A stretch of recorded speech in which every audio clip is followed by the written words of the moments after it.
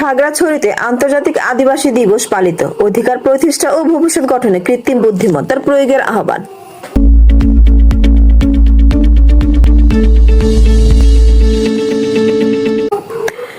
আদিবাসীদের অধিকার প্রতিষ্ঠা ও ভবিষ্যৎ গঠনে কৃত্রিম বুদ্ধিমত্তার সার্থক প্রয়োগ। প্রতিপাদ্যে খাগড়াছড়িতে র্যালি, আলোচনা সভা ও বিবৃতি গঠনের মধ্য দিয়ে আন্তর্জাতিক আদিবাসী দিবস 2025 উদযাপিত হয়েছে।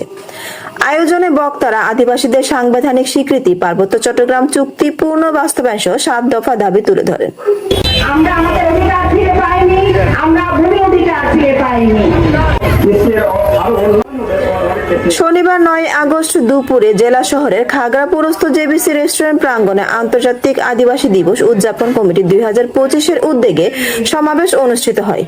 এর আগে সকালে মহাজনপাড়া সূর্যশিখা ক্লাব প্রাঙ্গণ থেকে র্যালি বের হয়ে শহরের বিভিন্ন সড়ক প্রদক্ষিণ করে।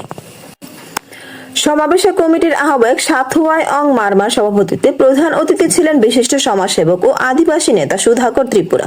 বিশেষ অতিথি ছিলেন পার্বত্য চট্টগ্রাম যুগ্ম শরণার্থী কল্যাণ সমিতির সাধারণ সম্পাদক সন্তোষিত চাকমা বকুল, পানচুরি উপজেলা পরিষদের সাবেক ভাইস চেয়ারম্যান রত্না তং চঙ্গা এবং আদিবাসী লেখক ও নাট্যকার আনন্দ মোহন চাকমা।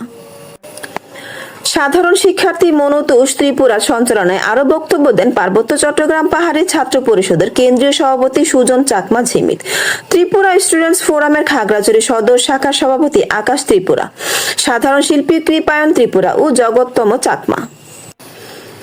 বক্তারা বলেন, আদিবাসী জনগণ এখনো সাংবিধানিক স্বীকৃতি থেকে বঞ্চিত এবং ভূমি অধিকার, নিরাপত্তা ও শিক্ষায় পিছিয়ে রয়েছে। তারা ঐক্যবদ্ধভাবে আন্দোলন চালিয়ে যাওয়ার আহ্বান জানান। ASP news desk.